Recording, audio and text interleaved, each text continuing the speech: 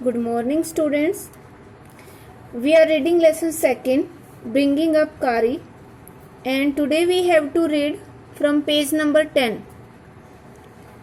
Kari becomes fond of ripe bananas.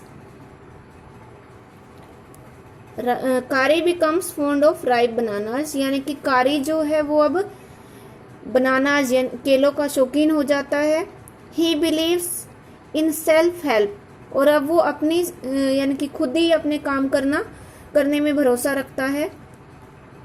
Much to the discomfort of his friend, जिसकी वजह से उसके friend को थोड़ा सा डिसकम्फर्ट होता है, यानी कि उसको थोड़ा मुश्किल होती है. विद क्वाइट डिग्निटी, पूरे सम्मान के साथ, कारी एक्सेप्ट्स द चाइडिंग यानी कि डांटने को वो स्वीकार कर लेता है, एक्सेप्ट कर लेता है. ही नोज ही डिजर्व्स, क्योंकि वो जानता है कि वो उसके लायक है. कारी वॉज लाइक अ बेबी, कारी एक बच्चे की तरह है. He had to be train to be good, और उसको टू बी गुड अच्छा होने के लिए उसको ट्रेन करने की ज़रूरत है, या उसको ट्रेन करना था. And if you did not tell him, अगर आप उसको नहीं बताओगे, व्हेन ही वॉज नोटी, कि वो शरारत कब कर रहा था, he was up to more mischief than ever, तो वो पहले से भी ज़्यादा शरारत करेगा. फॉर इंस्टेंस वन डे, उदाहरण के लिए एक दिन क्या हुआ, somebody gave him some bananas to eat, किसी ने उसको कुछ बनाना दे दिए खाने के लिए.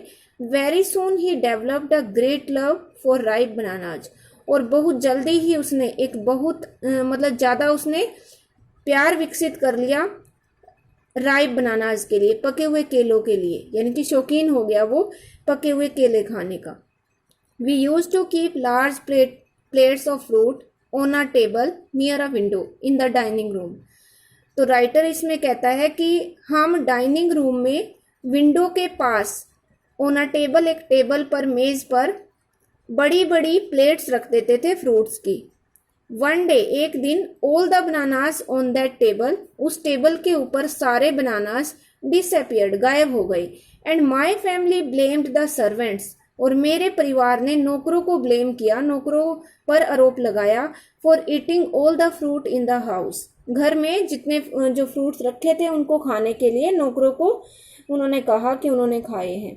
अ फ्यू डेज लेटर, कुछ दिनों के बाद, the fruit disappeared again, fruit जो थे वो दोबारा फिर गायब हो गए. This time the blame was put on me, और इस बार ये जो ब्लेम था वो मेरे ऊपर लगाया गया. एंड आई न्यू, और मैं जानता था, I had not done it, कि मैंने इसको नहीं किया था, यानी कि मैंने चोरी नहीं की थी, मैं जानता था. It made me very angry with my parents and the servants, और इस बात ने मुझे अपने पेरेंट्स और अपने नौकरों के साथ बहुत गुस्सा दिलाया उनसे. फॉर आई वॉज श्योर, क्योंकि मुझे विश्वास था, they had taken all the fruit, कि उन्होंने ही सारे फ्रूट लिए थे.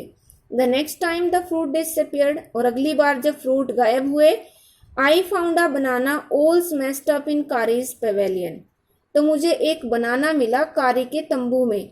स्मैश्ड मीन्स कुचला हुआ. This surprised me very much, इसने मुझे बहुत ज़्यादा हैरान कर दिया.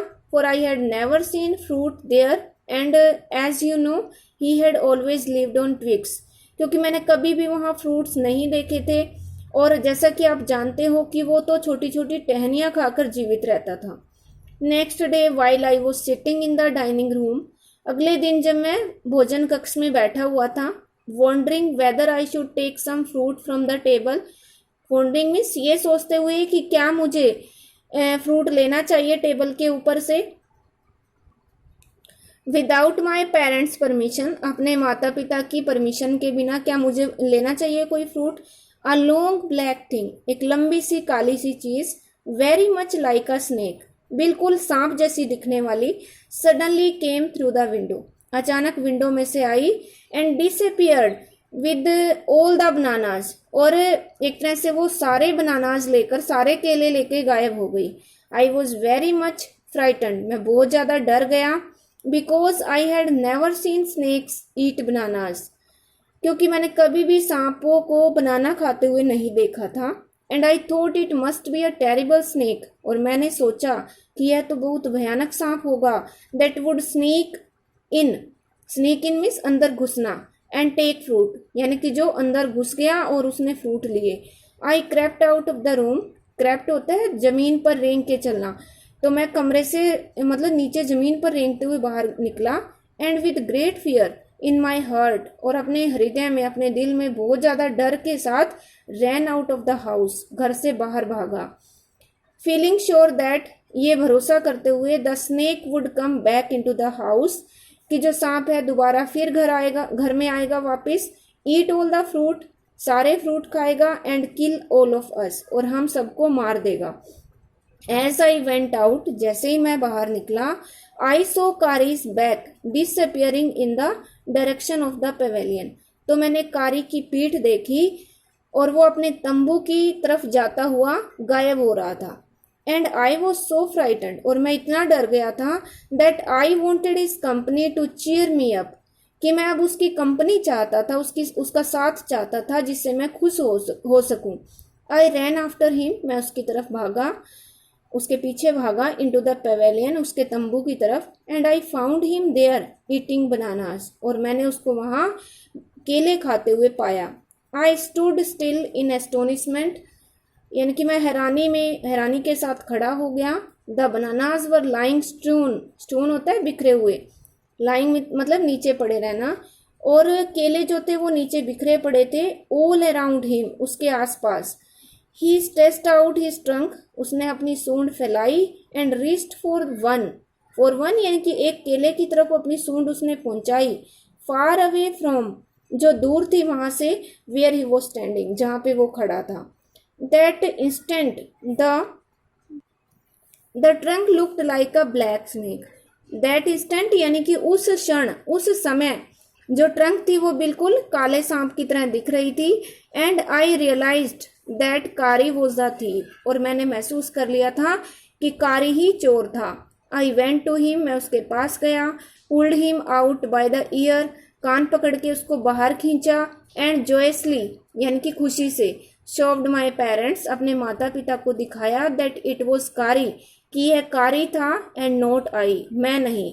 That had eaten all the fruit these many weeks, जो इन इतने सारे हफ्तों से जो बनाना या फ्रूट खा रहा था वो कारी था, मैं नहीं था। देन आई स्कोल्डेड हिम, फिर मैंने उसको डांटा। For elephants understand words as well as children, क्योंकि जो हाथी होते हैं वो भी बच्चों की तरह वर्ड्स को समझ जाते हैं। And I said to him, और मैंने उसको कहा, next time I see you stealing fruit, कि अगर अगली बार मैंने तुम्हें फ्रूट चुराते हुए, फल चुराते हुए देख लिया, you will be whipped white, यानी कि कोड़े मारना, तो तुम्हें कोड़े मारे जाएंगे। ही न्यू दैट, वह जान गया, that we were all angry with him, कि हम सब उसके साथ नाराज हैं। इवन द सर्वेंट्स, यहाँ तक कि नौकर भी नाराज हैं।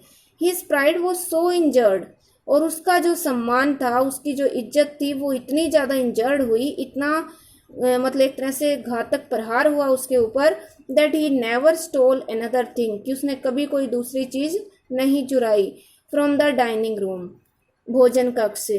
एंड फ्रॉम देन ऑन, और फिर उसके बाद से, if anybody give him any fruit, अगर कोई भी उसको कोई फ्रूट देता, he always squealed as if to thank them, तो वो हमेशा उस फील्ड में चिल्लाता, चिंगाड़ता, थैंक करने के लिए, जैसे कि वो किसी का उनका धन्यवाद कर रहा है, देने वालों का।